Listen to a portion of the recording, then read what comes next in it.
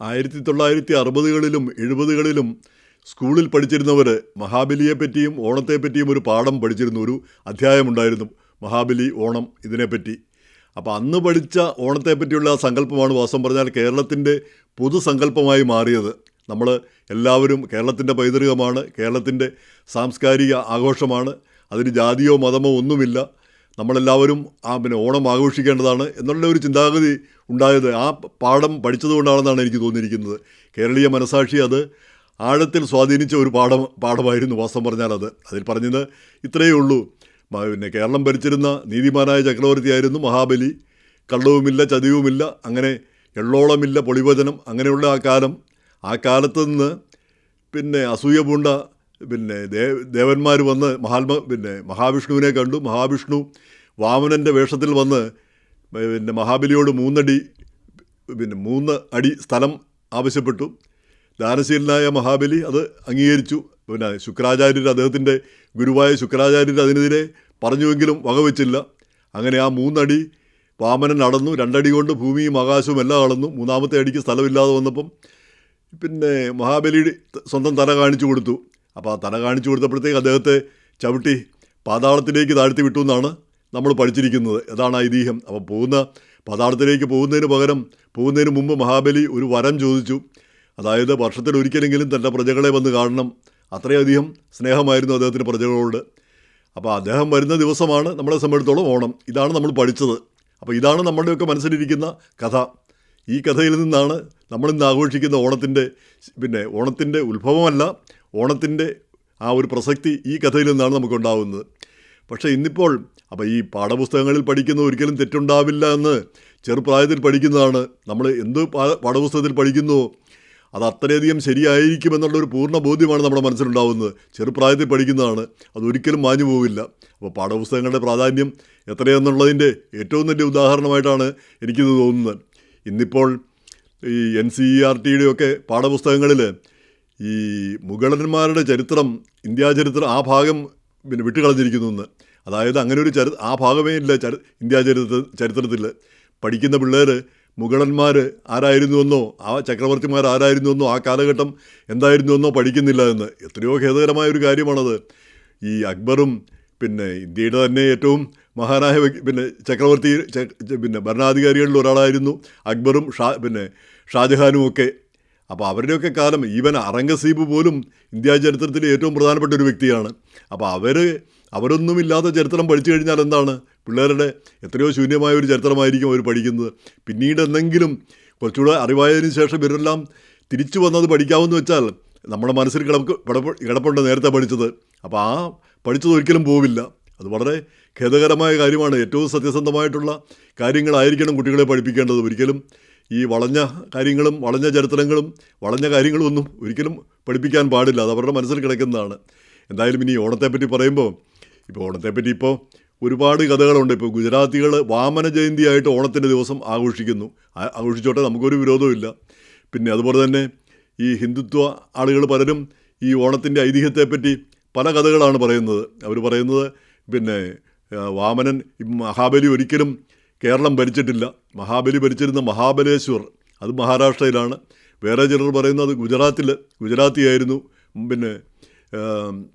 മഹാബലി. വേറെ ചിലർ പറയുന്നത് മുൾട്ടാനിലായിരുന്നു മഹാബലിയുടെ കുടുംബം ഉണ്ടായിരുന്നത്. മുൾട്ടാനിൽ നിന്ന്, അത് ഇപ്പോൾ പാകിസ്ഥാനിലാണ്. അപ്പോൾ അവിടെ നിന്ന് ആര്യന്മാർ വന്ന് ദ്രവീഡിയൻസിനെ അവിടുന്ന് ഓടിച്ചു വിട്ടപ്പോൾ ഈ ദ്രാവിഡന്മാർ കേരളത്തിലേക്കൊക്കെ വന്നപ്പോൾ അവരാ കഥ കൊണ്ടുവന്നതാണ് എന്ന് വേറൊരു വിഭാഗം. ഇങ്ങനെ ഒരുപാട് കഥകൾ, ഒരുപാട് ആശയങ്ങൾ പറയുന്നു. അതിൻ്റെ ഇടയ്ക്കാണ് ഈയിടയ്ക്ക് ഒരു അധ്യാപിക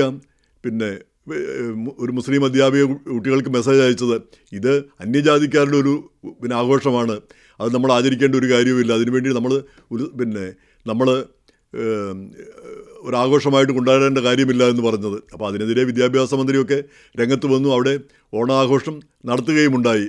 അപ്പോൾ അങ്ങനെ ഈ പലതരത്തിലുള്ള ചിന്താഗതികൾ ഇതേപ്പറ്റി ഉണ്ടാകുന്നു. അപ്പം ഈ അധ്യാപികയുടെ മെസ്സേജിനെ ഒരുപാട് മുസ്ലിം സംഘടനകൾ അനുകൂലിക്കുകയും ചെയ്യുന്നത് കണ്ടു. അതുപോലെ തന്നെ ചില ക്രിസ്ത്യൻ പാതിരിമാരും പിന്നെ ഉപദേശിമാരുമൊക്കെ ഓണത്തിനെതിരെ പ്രസംഗിക്കുന്നതും കേട്ടിട്ടുണ്ട്. അതെന്തോ ഹൈന്ദവ ആചാരമാണ്, അത് വലിയ തെറ്റായ കാര്യമാണ്, ഭയങ്കര മോശമാണ്, പിന്നെ അതുകൊണ്ട് എന്തോ നമ്മുടെ വിശ്വാസത്തിന് എന്തോ കുഴപ്പം വരുമെന്നുള്ള രീതിയിൽ. എന്തായാലും ഇങ്ങനെയുള്ള ഭിന്നതകളും ഇങ്ങനെയുള്ള കാര്യങ്ങളൊക്കെ പറയുന്നതിൽ ഒരു പ്രസക്തി ഇല്ലായ്മയാണ് എനിക്ക് പറയാനുള്ളത്. അതായത് ഓണം എന്നത് ഒരു കഥയാണ്. നമ്മളെ സംബന്ധിച്ചിടത്തോളം മഹാബലി ജീവിച്ചിരുന്നിരിക്കാം, ഭരിച്ചിരുന്നിരിക്കാം, വേറെ എവിടെയെങ്കിലും ആയിരുന്നിരിക്കാം ഭരിച്ചിരിക്കുന്നത്. പക്ഷേ നമ്മളെ സംബന്ധിച്ചിടത്തോളം നമ്മൾ വിശ്വസിക്കുന്ന ഒരു കഥയുണ്ട്. അതായത് മഹാബലി എന്നൊരു ചക്രവർത്തി കേരളം വാണിരുന്നു. അദ്ദേഹത്തിൻ്റെ കാലത്ത് എല്ലാവരും സമന്മാരും എല്ലാവരും ഏറ്റവും സന്തോഷത്തോടെയും ജീവിച്ചിരുന്ന കാലമായിരുന്നു. അപ്പോൾ അങ്ങനെ ഒരു കാലം, ആ കാലത്തോടുള്ള ഒരു പ്രതീക്ഷയാണ് നമ്മളെ സംബന്ധിച്ചിടത്തോളം ഓണം.